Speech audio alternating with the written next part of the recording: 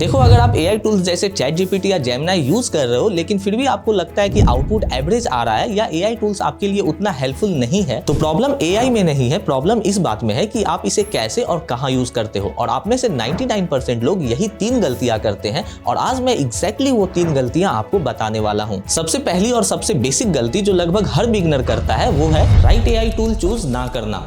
देखो, आप में से ज्यादातर लोग क्या करते हैं, जो भी फेमस एआई टूल्स होता है, यूजुअली चैट जीपीटी, उसमें ही सब कुछ करने लग जाते हैं। अब चाहे काम एकेडमिक रिसर्च का हो, इमेज जनरेशन करना हो, प्रोफेशनल राइटिंग करनी हो या और कुछ करना हो, सब कुछ एक ही टूल में करते हैं। और जब आपको आउटपुट परफेक्ट नहीं मिलता तब आप बोलते हो एआई उतना पावरफुल नहीं है। लेकिन रियलिटी तो ये है कि हर एआई टूल हर काम के लिए बना ही नहीं होता। जैसे अगर आपको एकेडमिक रिसर्च करना है या फैक्चुअल सर्च करना है तो इसके लिए परप्लेक्सिटी जैसे टूल बेटर रहेंगे। और अगर आपको इमेजेस में फेस कंसिस्टेंसी चाहिए तो यहाँ पे जेमिनी ज्यादा बेटर परफॉर्म करता है। और अगर आपको कंटेंट राइटिंग, कॉपी राइटिंग या स्क्रिप्ट वगैरह लिखना है तो इस जगह पे चैट जीपीटी को यूज करना ज्यादा यूजफुल होगा। मान लो कि आपने सही एआई टूल तो चूज कर लिया, लेकिन अब यहाँ पे सेकंड मिस्टेक होती है और वो है एआई को प्रॉपर कॉन्टेक्स्ट ना देना।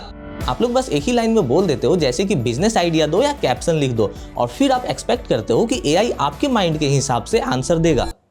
देखो, एआई को ये नहीं पता होता कि आप बिगनर हो या प्रोफेशनल हो, इंडिया से हो या कहीं बाहर से हो, और जब तक आप एआई को ये सब नहीं बताओगे तब तक आउटपुट जेनरिक ही रहेगा। बस थोड़ा सा कॉन्टेक्स्ट देना होता है, जैसे कि आप कौन हो, किस लेवल पे हो और आपका अल्टीमेट गोल क्या है। उसके बाद आप नोटिस करोगे कि एआई का आउटपुट आपके लिए काफी ज्यादा यूजफुल और रिलेवेंट हो गया है। क्योंकि जब आप एआई को एक डिटेल्ड कॉन्टेक्स्ट देते हो तो उससे एआई को आपका इंटेंट, आपकी सिचुएशन, आपका डिजायर और आपका गोल ये सब पता चल जाता है, जिससे कि वो आपको एक पर्सनलाइज्ड आंसर दे सकता है जो कि आपके लिए ज्यादा यूजफुल होगा। अब मान लो आपने एक परफेक्ट एआई टूल सेलेक्ट कर लिया, एक डिटेल्ड कॉन्टेक्स्ट भी दे दिया, लेकिन अभी भी आपको डिजायर्ड और सेटिस्फाइंग आउटपुट नहीं मिलेगा, क्योंकि अभी भी आप एक मिस्टेक कर रहे हो और वो है फॉलो अप क्वेश्चंस ना करना।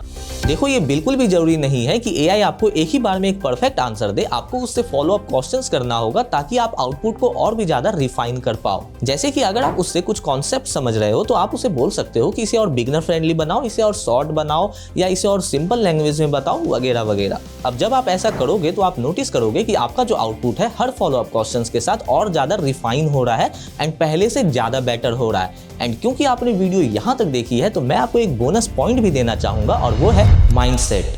देखो, एआई कोई जादू की छड़ी नहीं है जिसे बस घुमाया और काम हो गया। लेकिन अगर आप एक परफेक्ट टूल सेलेक्ट करते हो, एक डिटेल्ड कॉन्टेक्स्ट देते हो एंड फॉलो अप क्वेश्चंस करते हो तो एआई सच में आपके बहुत सारे काम को और ज्यादा इजी बना देगा। अब आप ऑनेस्टली सोचो कि क्या आप इन तीनों में से कोई भी गलती कर रहे थे, और अगर हाँ तो मुझे कमेंट में बताओ ताकि मुझे भी पता चल सके कि मेरी ऑडियंस कौन है और मैं आपके लिए और भी ज्यादा वैल्यूएबल वीडियोस ला सकूं। देखो, अगर आप एआई को बहुत ही प्रैक्टिकल और इजी तरीके से सीखना और समझना चाहते हो तो आप हमें सब्सक्राइब कर लो, और हमारे एआई सीखो सीरीज में हमने 40 से भी ज्यादा वीडियोस अपलोड कर दिए हैं, तो चैनल के शॉर्ट सेक्शन में जाके आप उसे भी चेक कर सकते हो।